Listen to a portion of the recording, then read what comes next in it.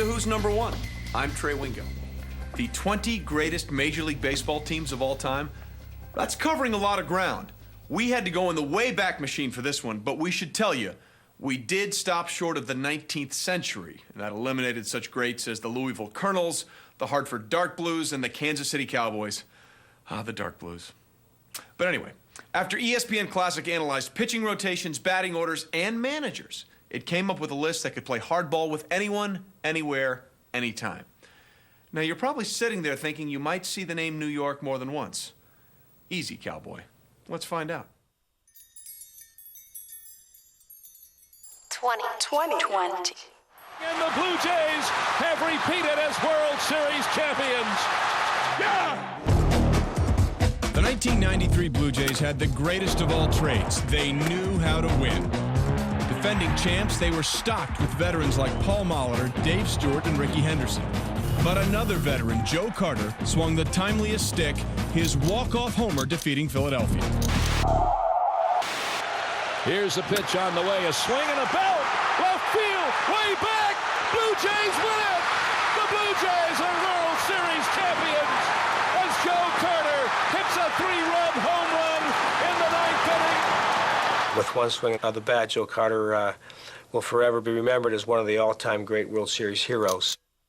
Well, win the World Series on a home run. I mean, count on one hand how often it's happened, and still have some fingers left. Touch 'em all, Joe. You'll never hit a bigger home run in your life. It really was one of the defining moments in Canadian sports history. It was unbelievable. It was like a dream. We were celebrating for almost a week. Everybody was so happy, and it was amazing.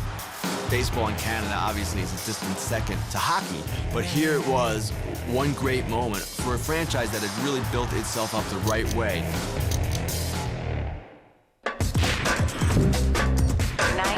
1990. The Mets win the ballgame. It's absolute bedlam here at Shea Stadium. 69 Mets, to me, are the ultimate Cinderella story. I think it was Ed Kranepool asked how the Mets would do that, and he said, people are going to be walking on the moon before the Mets ever win anything. And he was right, but just by a few months, The 69 Mets are never going to get too little attention because they're a New York darling and a Mets fan darling. On the other hand, they are one of the New York teams that gets great credit that actually deserves it. 1919. They will forever be known as the Amazing Mets because in 1969, they did things for which there was no ready explanation. Led by Tom Seaver, they won 100 games, a one-season improvement of 27. And then they upset Baltimore in the World Series in 5 games. You want to make any analogy to life of a person facing long odds. The baseball analogy to me is the 69 Mets. There really was the feeling that anything is possible if the Mets could win the series. And they went up against the great Baltimore Orioles team in the World Series, which really completed the story. They became Destiny's Darkness. They had guys making catches, pulling the ball out of their ear. I mean, they were performing magic tricks. It took 25 guys, a lot of whom we'd never heard of before, but we certainly remember them now. Waiting is Jones. The Mets are the world champions. The Mets show that when you're inspired, when you get momentum rolling your way, that a baseball team can rise up for a week and play above itself, play a whole level above itself, and those Mets did. 18. There has never been a Major League team more talented than the 29 Philadelphia Athletics. Al Simmons and Lefty Grove, Mickey Cochran, Jimmy Fox. The number of Hall of Famers that occupied their roster is considerable. That lavishly talented team featured a total of 5 future Hall of Famers. More stacked than a 10-ace deck, the A's won 104 games and then beat the Cubs in the World Series. 18. The 29 Athletics are a very powerful team playing in the era of the lively ball, although they also had excellent pitching, and particularly the great Lefty Grove. Lefty Grove was as dominant in 1929 to 31 as Sandy Koufax was from 1962 to 1966, but he had a better team behind him.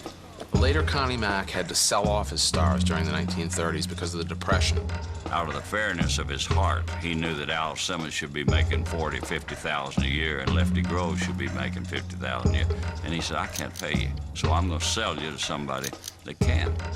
But at that point, a team that was so good that it almost needed to be broken up completely dominated the sport. 17. You know what made the Cardinals famous? It was the Gas House Gang, Pepper Martin, Joe Medwick, and Dizzy Dean, and all those guys. That whole lineup had about 6 or 7 people in it who had the same chemistry, the same attitude. The Yankees of that era were the men in the gray flannel suits. The Cardinals were the Depression-era hustlers. They were the hobos riding the rails. The Cardinals were the team of the people. In 1934, the people's champ, Dizzy Dean, would be the National League's last 30-game winner.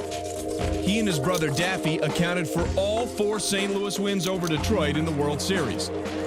And to get there, the Cards won 33 of their last 45 games, beating to a pulp and moving past the Giants. Once they say play ball and cross those foul line, they play as a unit, and they play as a winner. They had fun playing baseball. Now, you didn't think they were fun if you were on the other side of the field. That team was hated by a lot of other teams in baseball because they played the game hard, but they played it hard all the way, on the field and off the field.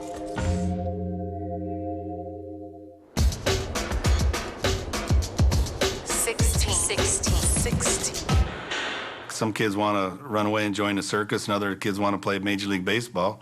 I said, look at me, I get to do both. There wasn't enough mustard to cover the 1978 Yankees, stocked as they were with hot dogs. But for all their fussing and feuding, they rallied from 14 games out to force a playoff against Boston.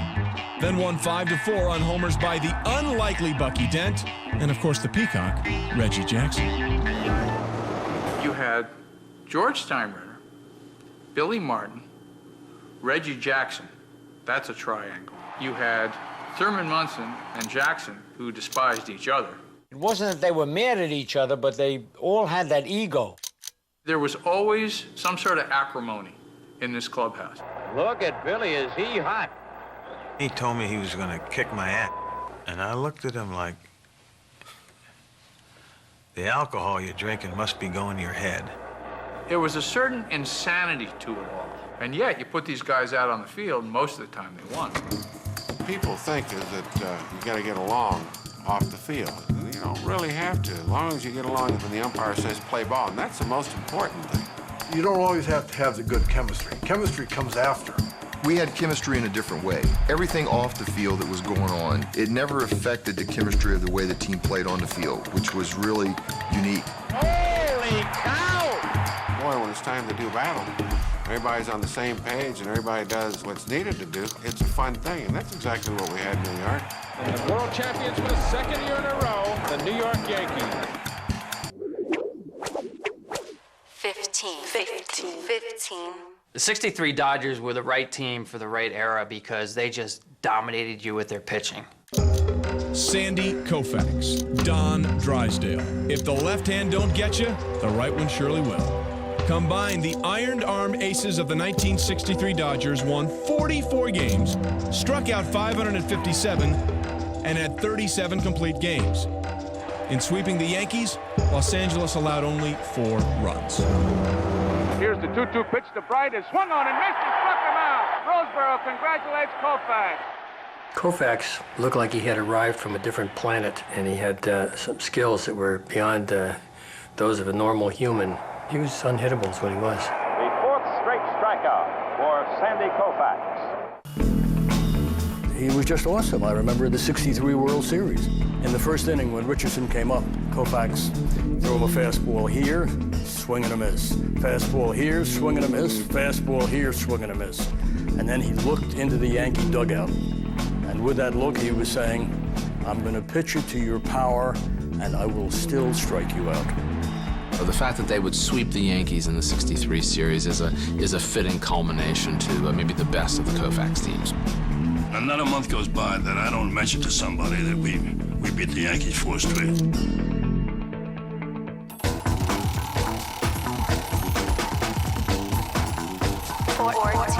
14. Baltimore is the world champ. 1970 is still the monument and the testament to the greatest of all Earl Weaver's teams. They were so good, it was ridiculous. You combine their pitching and their defense and their hitting, I don't think that team had a flaw. They were as seamless as a completed jigsaw puzzle. Not a single missing piece. 3 20-game winners. Bombers Boog Powell and Frank Robinson, and vacuum cleaner Brooks Robinson at third.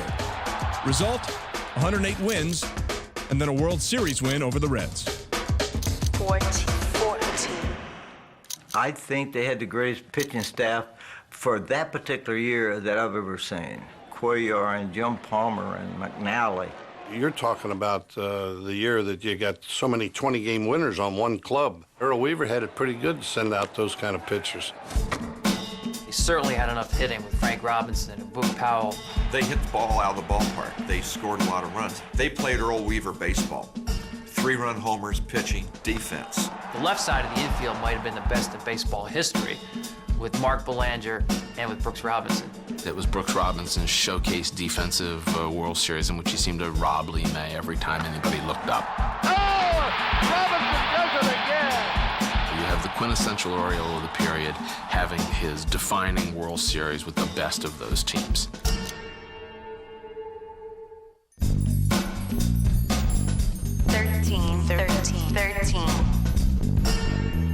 The Red Sox are 3 outs away from being swept. I look back on that 9th inning of Game 4 of the ALCS. Mariano Rivera is on the mound. In the postseason, 6 for 6 in save chances against Boston. The Red Sox are finished. I mean, in baseball terms, that is clinically dead. High and inside, he walked him. The tying run is on. Dave Roberts will pinch run. And here comes this gritty, gutty group of idiots, as they call it themselves. Here's the throw. Roberts dives, and he is safe. Dave Roberts steals the base, and here we go. It's on and on and on. Swing and a ground ball up the middle. Here comes Roberts, rounding third, and he scores the tying run.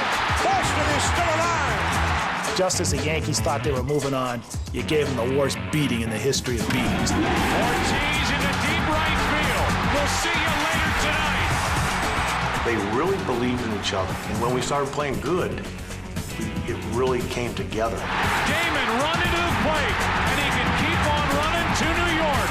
Game 6 tomorrow night. I think we didn't know any better. You know, we had nothing to lose. The Boston Red Sox have won the pennant. The biggest comeback in postseason baseball history. 13. From the far edge of hopeless, the 2004 Red Sox became the first team ever to overcome a 3-0 deficit in the postseason. Then they shook free from the embrace of an 85-year-old hex, sweeping the Cardinals in the World Series. The curse of the Bambino no more. It's almost like they burst through this wall, this brick wall that the Yankees had become for them. And once they got through that, there was no stopping them. There was this extreme confidence that they couldn't be beaten, and it just grew by the game. The Cardinals had no chance. Red Sox fans have longed to hear it. The Boston Red Sox are world champions. Something really special happened with those guys. From the time that Dave Roberts stole that base to the last game of the World Series, they played 8 of the best baseball games we've ever seen.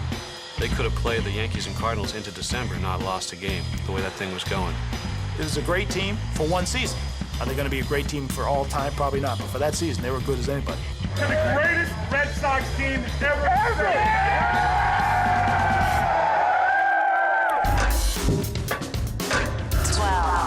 12. The 1932 Yankees were one of those teams that were so good that you only have to look at the lineup in the baseball encyclopedia and say, who don't they have? Well, they had Babe Ruth and Lou Gehrig, who combined for 75 home runs and 288 RBI, and enough additional talent to win 107 games and the first of Hall of Fame manager Joe McCarthy's 7 World Championships. But what's passed into lore from the 1932 World Series is whether the Babe actually called his shot in Wrigley Field. The Cubs were, ragging him mercilessly from the dugout, and he heard them. And he gestured with his arm With 2 strikes on him, he pointed to deep center field, supposedly saying that's where he was going to hit the next pitch. But when he did hit it out, everybody believed immediately that there was a direct connection between his pointing and his hitting it. We wanted to believe it because it was Babe Ruth. If it was any other hitter, it would have been dismissed. The point was, though, that they were ragging him, and he wound up hitting the ball out of the park. It was a tremendous act of bravado by him. Suddenly, we have this Herculean myth to wrap him in, and so we're not going to let it go. When your whole life is a series of majestic events, when you do one more, everybody is going to believe it. 11. They were strutting scruffians who gloried in playing baseball like it was mud wrestling.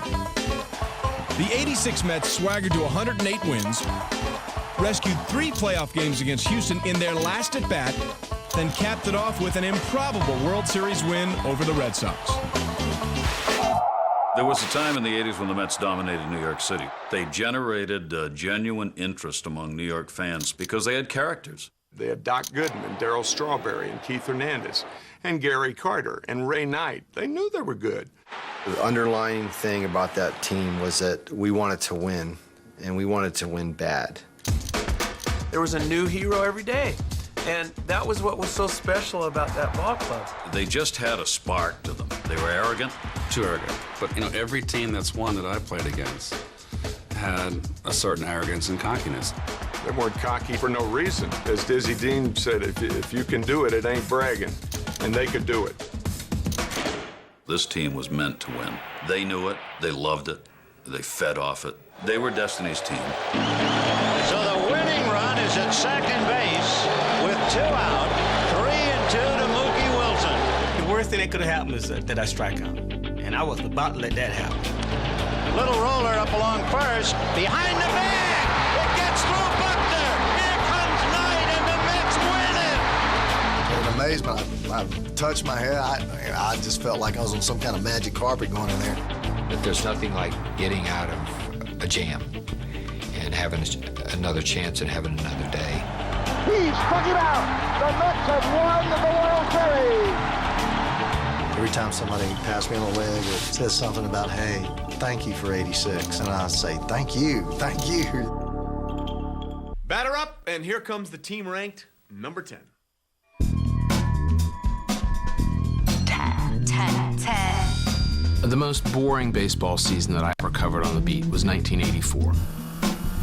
But there was nothing boring about the excellence of the Tigers. Fueled by Kirk Gibson, Alan Trammell, Jack Morris, and reliever Willie Hernandez, who was voted the MVP and Cy Young Awards, the Tigers won 104 games, then went 7-1 in the postseason. 10. We jumped out to a 35-5 start, which is the best 40-game start in the history of baseball. It was a streak that just put us at another level. Nobody goes 35-5, not even in Little League. Got him swinging, and he has his no-hitter. We were on a mission. We were playing the 1927 Yankees and the 1975 Reds. The 84 Tigers felt we were going to win. And here it goes! They had a lot of blue-collar guys that knew what their jobs were. They went out and did them. Tigers are the champions of 1984. The Tigers have won the World Series. You know, that year was an incredible year. We capped it off with a world championship, and it's in the books.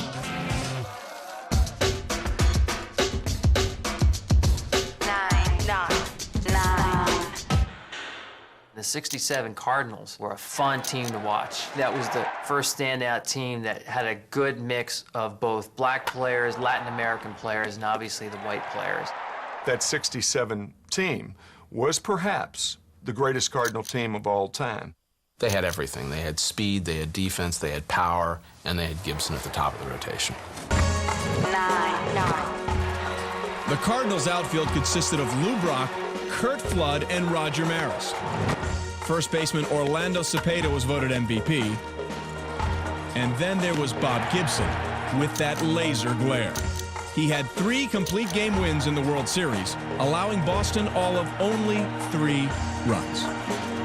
We knew that the Red Sox had a good ball club, and you know you had to be on your best game playing against them because they did have the great players on their club. With Bob pitching, I knew we had an excellent chance. Bob Gibson was one of the guys that climbed the summit whenever the pressure was on.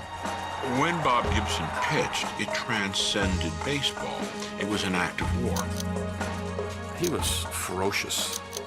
He was mean. He almost had an anger when he was on the field. Some pitchers, they like to throw at you, but you can intimidate them not to. Let them know you might come after them. They'd think twice before they throw at you, but Gibson didn't mind that. He'd meet you halfway. And the old saw about he'd knock down his grandmother, that's true. He would. When he walked onto that mound, he was king as far as he was concerned.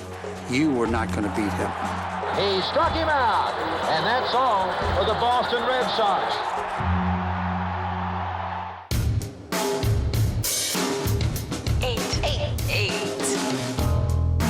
Like pepperoni pizza at midnight, the Yankees of 40s and 50s just kept repeating.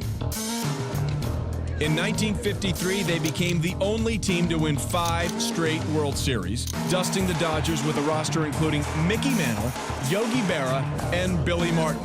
The manager, irrepressible Casey Stengel. 8-8.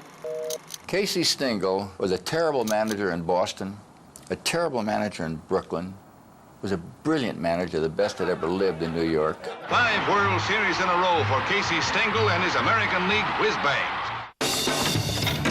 What Stengel realized is that people have strengths and weaknesses and limitations. The great success of Stengel is the almost military understanding of how to deploy your troops for a particular battle. He had a feel for the game, I think, of getting the right person in the right spot at the right time. While those players did not like it, and Hank Bauer may not have liked being held to 120 games a year, those 120 games were in the situations where they would be at their best and where they would cash very large World Series checks in October. 7-7-7-7. The 1961 Yankees had no weaknesses. They were just a great, exciting team. What people remember with the 61 Yankees is the fact that they could hit the long ball better than anybody else. Fastball hit deep to right. Could be it. Way back there. Oh, You think of that team, you think, obviously, Roger Maris. But it's Mickey Mantle, too, and it's Elston Howard, and it's Yogi Berra. They put the fear of God in teams. 7-7. The M&M boys dominated the summer of '61. Roger Maris overtook Babe Ruth and combined with Mickey Mantle for 115 homers and 270 RBI. Bronx Bombers indeed. With 6 players hitting at least 20 home runs, the Yankees won 109 games and beat the Reds in the World Series. Everyone on that team could hit home runs. They hit 240 that year. At the time, the greatest home run hitting team in the history of baseball. They absolutely crushed, just dominated opponents. We had a lineup that was pretty solid all the way through. There really wasn't any easy outs. You'd get down to Elston Howard batting 5th or 6th, and he could kill you, whatever he hit that year, in the mid-300s. That team was just overpoweringly good and was so untested that there was almost a sense you didn't know how good they were because there was nobody who could push them. At that peak, the 1961 Yankees could beat any team, including the 1927 Yankees, which were basically Ruth and Garrett. 6-6-6. Fans of the '78 Yankees might give you an argument, but I think the '73 A's may have been the most colorful team to ever play the game. We were a rugged-looking bunch of ball players, and we went back to the old days. The long hair and the mustaches. It was a little embarrassing at times. I mean, you almost felt like you were a sideshow. We were a ragtag bunch of old-timers that could play. Play indeed. They were stronger than garlic, winning the second of 3 straight World Series. And they oozed charisma. Mustachioed Raleigh Fingers, spotlight-loving Reggie Jackson, and Jim Hunter, better known as Catfish. How good was this team? Even their uniforms were colorful. It was just a great team. put together by Charles O. Finley with so many great players. We all came up through the minor leagues together, and we all hit the big leagues right around 1969, 1970. Most of the guys were 21, 22, 23 years old at that time in the nucleus of our ball club. As Jackson delivers his third hit in a row. We were looked upon at that time as this highly efficient machine that would roll over people. I see that as the end of an era. It was the last pre-free agent dynasty. If you're going to go out as far as the traditional baseball setup goes, what better team than that colorful bunch of guys in the A's? 5-5-5. Duke Snider had 42 homers and 136 RBI. Roy Campanella won his third MVP. The Dodgers started 22-2 and cruised to the pennant.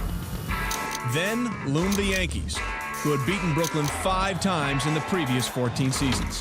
But this time, it was the boys of summer that triumphed. 5-5. You're talking about one of the best teams at that time. 4 of the starters, position players, are in the Hall of Fame. That would be Duke Snider, Jackie Robinson, Pee Wee Reese, and Roy Campanella. Unfortunately, the Brooklyn Dodgers always had trouble beating the Yankees in a World Series. Finally, in 1955, the Dodgers win in 7 games, thanks to Sandy Amoroso's marvelous catch off Yogi Berra, and thanks to a young pitcher, Johnny Padres. Johnny Padres pitched a 2-0 shutout in the 7th game to finally get the monkey off their back as the Brooklyn Dodgers.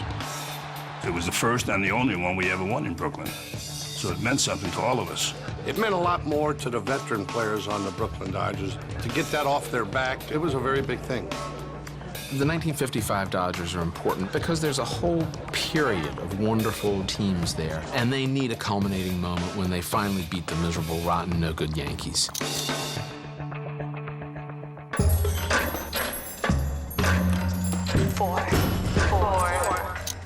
The 1939 Yankees were loaded.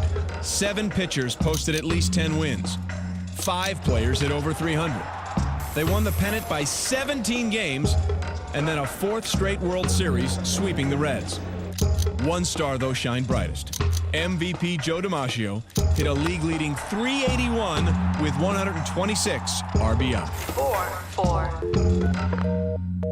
39 Yankees won despite Lou Gehrig having become sick during that season and having to retire. Joe DiMaggio and all the others managed to keep them at the same level. That Yankee team included a pitching staff that just wouldn't stop, and Joe DiMaggio at his absolute peak. DiMaggio is one of the all-time greatest players that ever lived. He had a presence, a grace. Something about him had the touch of poetry and perfection about it that moved people. I never seen him make a mistake. Doesn't make a mistake. He was a perfect ball player. He was the most determined, most ferocious, winning ball player that we had ever seen. DiMaggio's teams made 10 World Series, and they won 9 of them. That's all you need to know.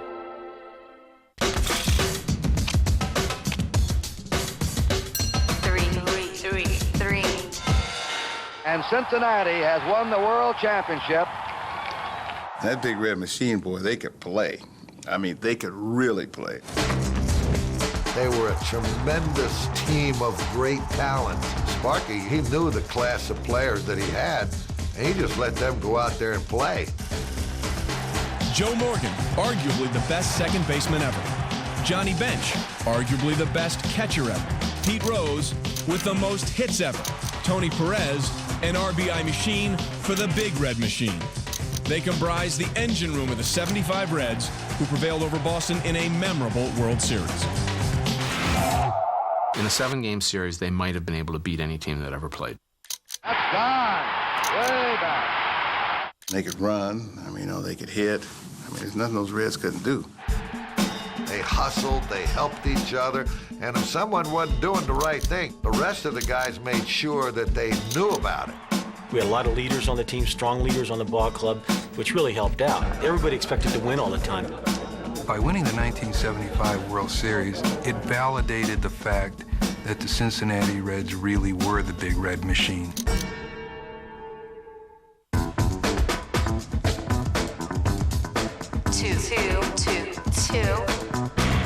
The 98 Yankees simply had everything.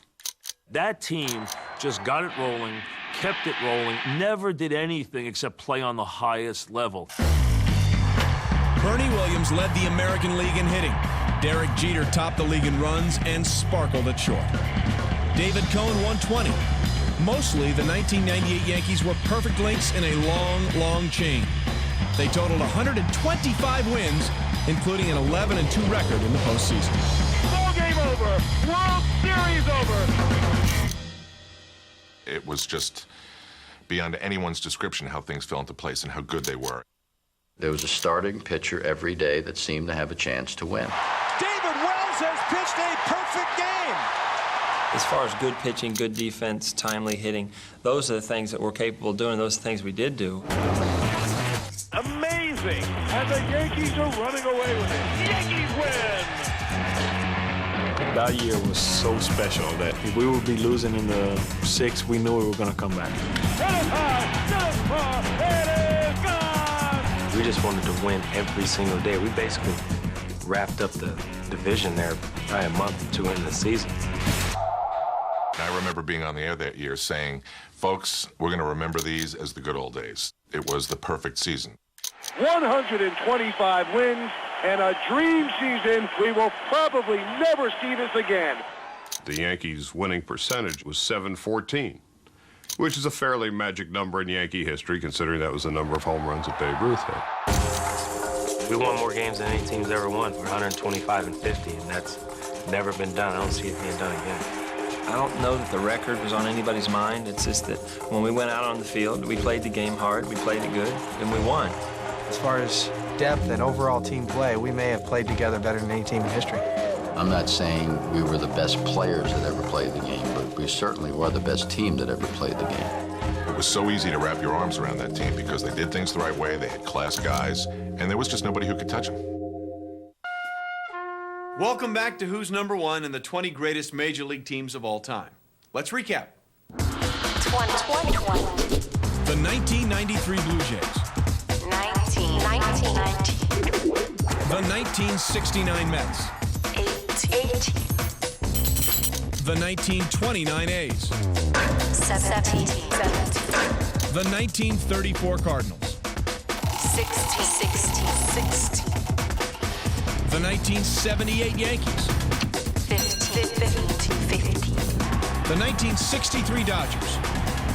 14. The 1970 Orioles. 13. The 2004 Red Sox. 12. The 1932 Yankees. 11. The 1986 Mets. 10. The 1984 Tigers. 9. The 1967 Cardinals. 8. The 1953 Yankees. 7. The 1961 Yankees. 6. The 1973 A's. 5. The 1955 Dodgers. 4. The 1939 Yankees. 3. The 1975 Reds. 2. The 1998 Yankees.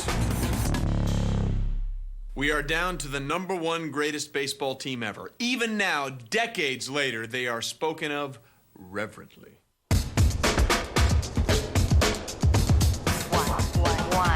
One. Everyone knows that the Ruth and Gehrig Yankees dominated the 1920s right into the 1930s, but one of their teams has to be the best.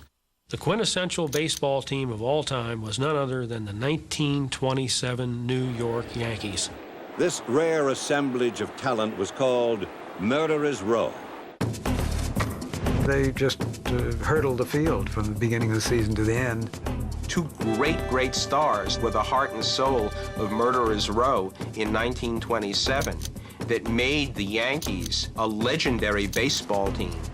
There's never been anything like that. Never been a Ruth Gehrig combination, no.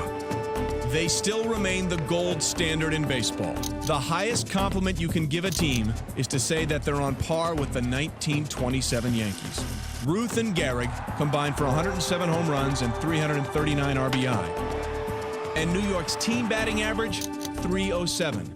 This was truly an embarrassment of riches. The symbolic moment for the 27 Yankees is the batting practice before the first game of the World Series against the Pittsburgh Pirates. And they're watching Ruth, Gehrig, Lazzeri, Combs, Musial, home run after home run. The series is over before it starts.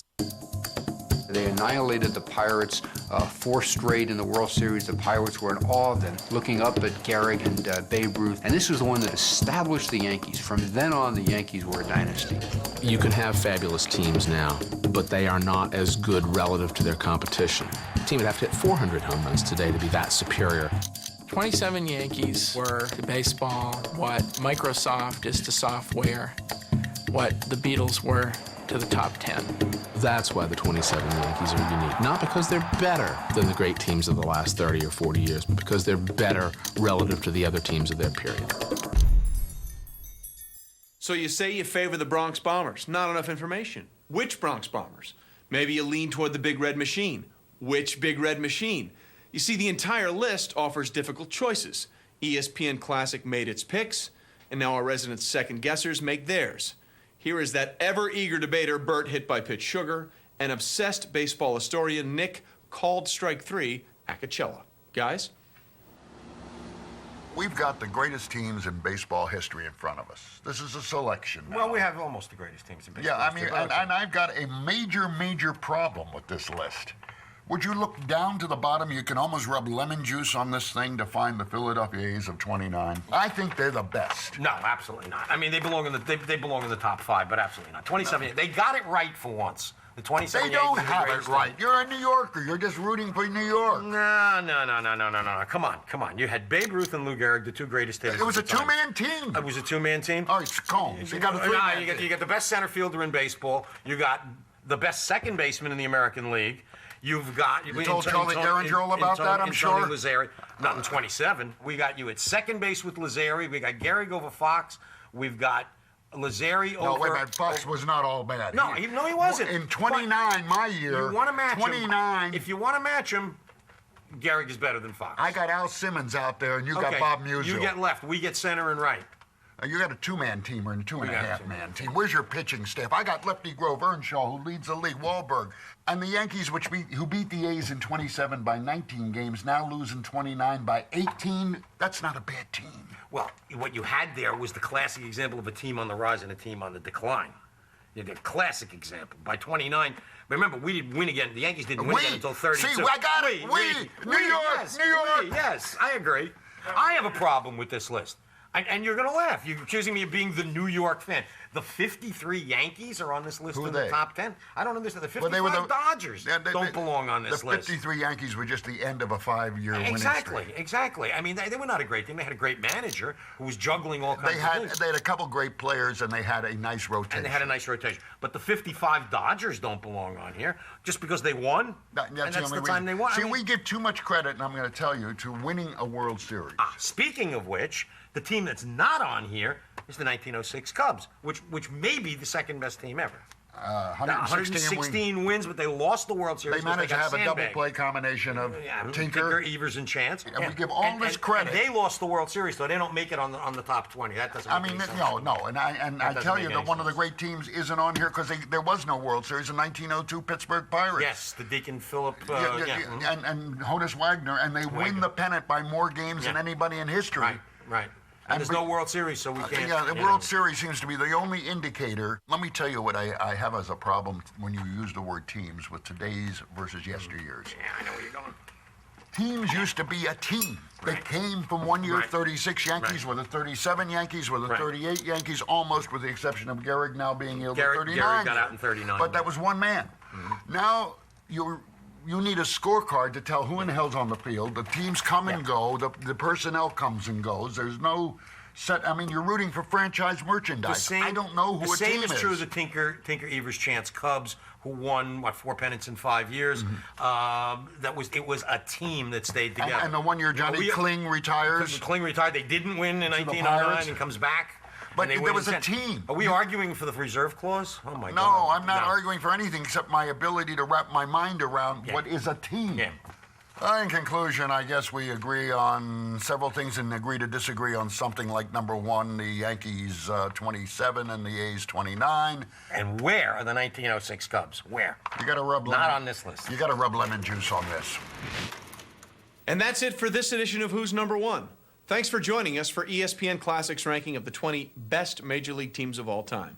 We'll be back to continue our countdown of the teams, the athletes, and the events that have shaped our world of sports. Until then, I'm Trey Wingo. Let the debating begin.